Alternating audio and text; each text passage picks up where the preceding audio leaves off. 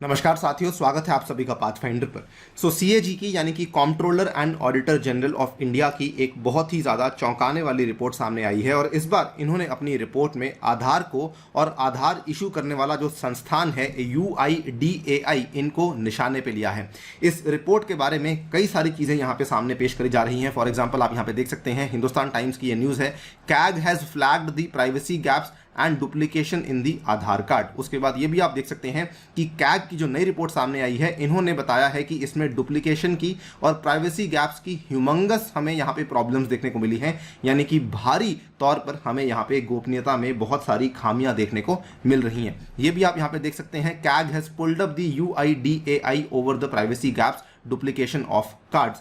Now यहाँ पर जो ये वाली रिपोर्ट है, ये भारत में रहने वाले हर उस नागरिक को अफेक्ट करती है जो भी आज के टाइम पे आधार कार्ड का इस्तेमाल कर रहा है। जानेंगे इस रिपोर्ट की डिटेल्स क्या है, क्या क्या यहाँ पर प्रॉब्लम्स, क्या क्या यहाँ पे इश्यूज हैं जो कि कैग के द्वारा सामने लाए गए हैं एंड कुछ कुछ सुझाव भी लाए गए हैं कैग के द्वारा, उनके बारे में चर्चा भी करी जाएगी। चलिए शुरू करते हैं दोस्तों मेरे साथ। मेरा नाम है अनिरुद्ध। इस लेक्चर की PDF को डाउनलोड कर सकते हैं यहाँ पर दिए गए टेलीग्राम चैनल के माध्यम से। इसके अलावा आप लोग जुड़ सकते हैं using this particular handle on the Unacademy app as well, और यहाँ पर हमारी स्पेशल क्लासेस की सीरीज भी चल रही है, उसमें आकर भी आप लोग हिस्सा ले सकते हैं। ऑल्सो अनअकैडमी के कॉम्बैट में हिस्सा लेना बिल्कुल ना भूलें। इसमें एनरोल करते time you can use the referral code अनि UPSC, जिसके माध्यम से आप लोग इसमें completely free of cost enrol कर सकते हैं। राइट, तो आपको बता दूं कि जब से आधार कार्ड को हमने जारी किया है, तब से ऐसा पहली बार हुआ है कि CAG के द्वारा इसका परफॉर्मेंस रिव्यू किया जा रहा है। तो आधार कार्ड आपको मालूम होगा, इसकी लॉन्चिंग आज से बहुत साल पहले करी गई थी। सन 2010 की बात है जब इसको लॉन्च किया गया था, और तब से लेकर अब तक हमारा जो आधार का डेटाबेस है, it has touched a record of 1.29 billion records by March 2021।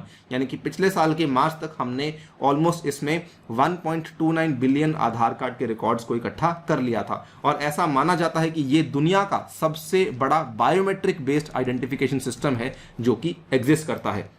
Now CAG ने यहाँ पर क्या किया, इन्होंने यहाँ पर 4 साल का पीरियड यूज किया था, जिसमें कि इन्होंने फाइनेंशियल ईयर 2015 से लेकर के फाइनेंशियल ईयर 2019 तक के पीरियड को एक सैंपल स्पेस मानते हुए यहाँ पे जो भी आधार कार्ड्स इशू हुए थे उनको लेकर इन्होंने कई सारे मुद्दे सामने पेश किए हैं। इन्होंने बल्कि कई सारी चेतावनियां भी यहाँ पे UIDAI को दी कि जो भी यहाँ पे आपके द्वारा कामकाज किया जा रहा है, इसमें कई सारी खामियां हमें देखने को मिली हैं। नंबर 1, इन्होंने कहा है कि कई सारे आधार नंबर आपने जनरेट किए हैं जिसमें कि जो डॉक्यूमेंट्स हैं वो हमें इनकम्प्लीट देखने को मिले हैं। The audit has found that UIDAI generated Aadhaar number with incomplete documents.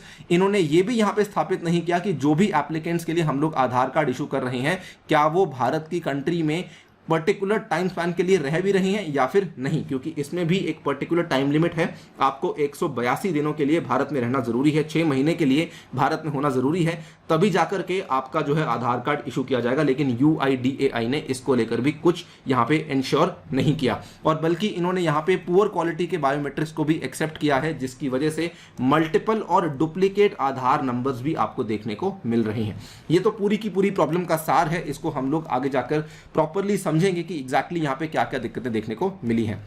Number 1 अगर बात करते हैं डुप्लीकेशन ऑफ आधार की, तो इसमें क्या हुआ है कि इन्होंने ये कहा है कि प्रॉब्लम क्या आ रही है, कई सारे आधार कार्ड्स ऐसे देखने को मिले हैं जो कि वैसे तो 2 अलग अलग नागरिकों के पास हैं, लेकिन उसमें जो बायोमेट्रिक्स हैं वो सेम देखने को मिली हैं। और ये इंफॉर्मेशन यहाँ पर दी गई है CAG के द्वारा कि approximately 4.75 lakh duplicate Aadhaar numbers were cancelled as of November 2019। यहाँ पर आप देखिए, इन्होंने कहा है कि औसतन no less than 145 Aadhaars which are generated in a day during the period of 9 years since 2010 were duplicate numbers which were requiring the cancellation। यानी कि कितना ज़्यादा यहाँ पे जो है आधार नंबर, जो कि एक बहुत इंपॉर्टेंट नंबर माना जाता है, वो डुप्लीकेट क्रिएट किए जा रहे थे। और रोजाना एवरी डे हम लोग लगभग 145 डुप्लीकेट आधार नंबर्स को क्रिएट करवा रहे थे, जिनको कि बाद में कैंसिल करना पड़ा। यहाँ पर इन्होंने कहा है UIDAI को लेकर, क्योंकि अलग अलग आधार कार्ड में सेम बायोमेट्रिक डेटा देखने को मिल रहा था, तो इन्होंने कहा है कि UIDAI needs to strengthen the automated biometric identification system so that the generation of duplicate Aadhaars can be curbed at the initial stage itself. तो जो यहाँ पर इनिशियल स्टेज पर ही आप लोग डुप्लीकेट आधार्स को इशू करवा रहे हैं, हम लोग उसी को वहीं पे काउंटर करना चाहते हैं। इसके बाद इन्होंने कहा कि UIDAI यहाँ पे किसी प्रकार का बैकग्राउंड चेक नहीं करती। मैंने आपको बताया कि अगर किसी भी इंसान को आधार कार्ड के लिए अप्लाई करना है सो उसको यहां पर इसका प्रूफ देना जरूरी होता है कि वो आधार कार्ड को अप्लाई करने के 182 दिन पहले तक भारत के अंदर ही था। UIDAI क्या करती है, ये केवल इंडिविजुअल से सेल्फ कंफर्मेशन ले लेती है। तो सेल्फ कंफर्मेशन जैसे फॉर एग्जांपल मैंने आपसे पूछा कि क्या आप पिछले 6 महीने भारत में थे, आपने बोल दिया जी हाँ भारत में था, और आपने मान लिया, बस इतनी सी बात है। इस चीज को लेकर इन्होंने कहा है कि जो रेजिडेंशियल स्टेटस ऑफ इंडिविजुअल्स है this should be checked, because Bharat ये नहीं चाहता कि जो लोग भारत छोड़ के जा रहे हैं उनको भी हम लोग आधार कार्ड यहाँ पे इशू करें। अगला मुद्दा जिसको लेके कैग ने काफी आलोचना करी वो मुद्दा था बाल आधार का। नाउ बाल आधार क्या चीज है? सो भारत में क्या हो रहा है कि जो भी नए बच्चे पैदा हो रहे हैं उनके लिए इमीडिएटली आधार कार्ड बनाया जाता है, उसको लेकिन बाल आधार का नाम दिया गया है। CAG ने इस चीज को लेकर क्या कहा है? उन्होंने कहा है कि this needs to be reviewed, because 5 साल होने के बाद जब वो बच्चा 5 साल की आयु का हो जाता है तो उसको नए रेगुलर आधार के लिए अप्लाई तो करना ही पड़ता है।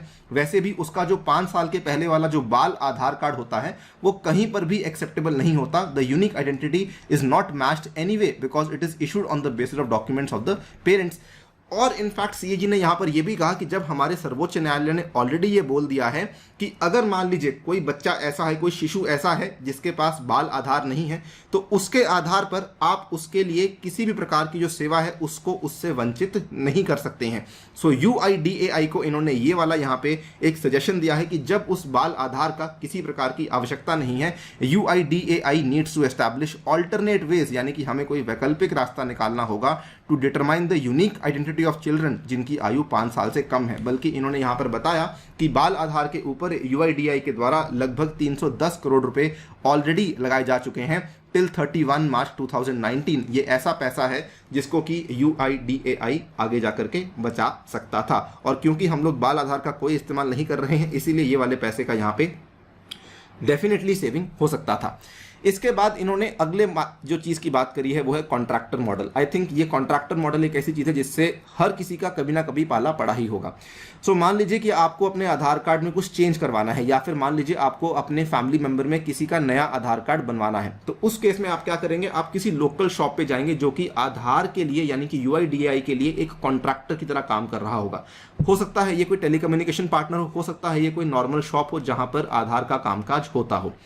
यहाँ पे CAG ने क्या कहा है कि UIDAI की ये गलती है कि इन्होंने बहुत ज़्यादा निर्भरता जो है ये कॉन्ट्रैक्टर्स के ऊपर बनाई हुई है। इन्होंने कहा UIDAI would do well to proactively accept its role and responsibility bestowed upon them by the government by various statutory enactments and reduce its continued dependence on outsourced agencies and instead partner with the state governments for the enrollment process। यानी कि आपकी साझेदारी राज्य सरकारों के साथ होनी चाहिए, ना कि ये प्राइवेट कॉन्ट्रैक्टर्स के साथ, बिकॉज ये लोग अपने काम को सीरियसली नहीं लेते हैं। और ये चीज़ इन्होंने इसलिए कहा बिकॉज कई बार ऐसा होता होगा कि आपके बायोमेट्रिक्स आपने उस कॉन्ट्रैक्टर को दिए लेकिन आपके बायोमेट्रिक्स सही तरीके से नहीं लिए गए, फिर भी वो वाला कॉन्ट्रैक्टर बोलता है कोई बात नहीं आपका आधार कार्ड तो जनरेट हो ही जाएगा। इसमें दिक्कत क्या होती है? आपको दूसरी बार जाना पड़ता है, बायोमेट्रिक्स चेंज करवाने पड़ते हैं, और जब आपको बायोमेट्रिक्स चेंज करवाने पड़ते हैं तो उस नागरिक का यहां पर खर्चा होता है। और ये चीज हालांकि UIDAI बोलती है कि ठीक है हम लोग आपसे सेकंड टाइम खर्चा लेंगे अगर आपने कुछ गलत इंफॉर्मेशन दी है उसको चेंज करवाना है, लेकिन गलती यहां पे नागरिक की नहीं थी, गलती यहां पे उस कॉन्ट्रैक्टर की थी जो कि अपने काम को सीरियसली नहीं ले रहा है, जिसकी वजह से आम नागरिकों को यहां पर खर्चा देना पड़ रहा है।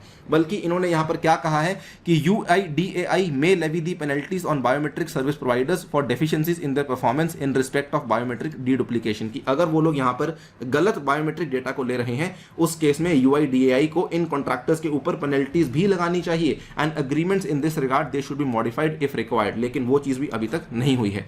सो कई सारे बड़े बड़े मुद्दे कुल मिला के अगर आप यहां पे देखेंगे, पहले इन्होंने बैकग्राउंड चेक की बात करी, डुप्लीकेशन की बात करी, बाल आधार की बात करी और कॉन्ट्रैक्टर मॉडल की बात करी।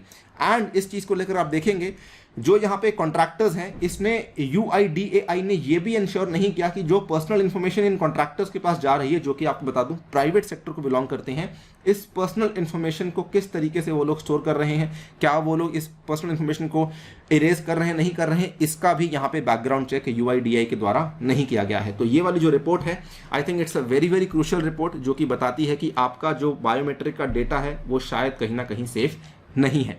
इस चीज़ को लेकर यूआईडीआई के जो chief executive officer mister Saurabh Garg हैं, उन्होंने अभी तक कोई टिप्पणी नहीं दी है। उन्होंने कहा कि I have not seen the CAG report yet, I will be able to comment only after see it. हम यही उम्मीद करते हैं कि इस रिपोर्ट को बहुत ही सीरियसली लिया जाए और यूआईडीएआई में जो भी रिक्वायर्ड चेंजेस हैं उनको दोस्तों यहाँ पर पेश किया जाए। फिलहाल के लिए वीडियो में इतना ही। आप भी अपनी राय हमें कमेंट सेक्शन में डेफिनेटली दीजिएगा। जाने से पहले बताना चाहूंगा, अनअकैडमी आपके लिए नए ऑफर्स लेकर आया है जिसमें कि आप लोग अन्य यूपीएससी कोड इस्तेमाल करते हुए डिस्काउंट्स और अन्य बेनिफिट्स भी ले सकते हैं। इसके अलावा अनअकैडमी आपके लिए ये वाले डेडिकेटेड बैचेस लेकर आया है जो कि शुरू होने वाले हैं 13 अप्रैल से। इसमें आप लोग हिस्सा ले सकते हैं एंड ऑल्सो मेरे द्वारा भी आपको ये वाले बैचेस अवेलेबल करवाए जाएंगे। अगर आप लोग आइकॉनिक लेते हैं तो आपको ये वाले अलग से बेनिफिट्स भी अवेलेबल करवाए जाएंगे, जैसे कि study planner and personal mentorship भी अवेलेबल करवाई जाएगी। ऑल्सो अनअकैडमी आपके लिए डेडिकेटेड टेस्ट सीरीज लेकर आया है, इसमें भी हिस्सा ले सकते हैं यूजिंग द कोड अनि यूपीएससी। एंड इसके अलावा पाथफाइंडर की डेडिकेटेड टेस्ट सीरीज भी आपके लिए शुरू करवाई जा चुकी है, जो कि हर सैटरडे के दिन शाम को 5 बजे होने वाली है। इसी के साथ आपसे लेता हूं विदा। Thank you so much for listening. Stay tuned and stay safe.